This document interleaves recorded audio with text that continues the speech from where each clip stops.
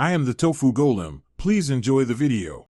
You start by preparing a build host that matches Android requirements.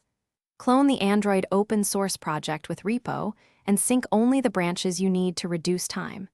Configure the Java runtime to JDK 11 and export your build environment variables.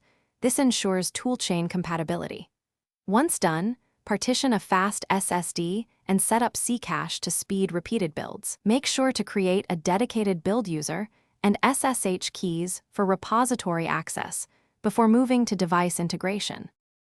You now assemble device support and the core system. Start by importing device trees, kernel sources, and necessary proprietary blobs for your hardware. This matches Android to the board.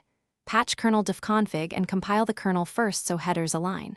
Configure Android, MK and Android, BP for HALs and vendor modules, then launch the target. Invoke a parallel build with make J based on CPU cores. This produces system, vendor, and boot images. If compilation errors appear, inspect logs for missing headers or mismatched data. You finish by flashing the images to the device and validating functionality. Boot into fast boot and flash boot, system, vendor, and user data as required. Then boot and watch dmesc for hardware initialization. Run compatibility test suite and vendor test suite to verify APIs and drivers. Check sensors, modem, Wi-Fi, and camera individually. If something fails, capture the logcat and kernel logs, rebuild the specific module with verbose output, and reflash only that partition. This saves time and isolates the fault quickly. Thanks for watching.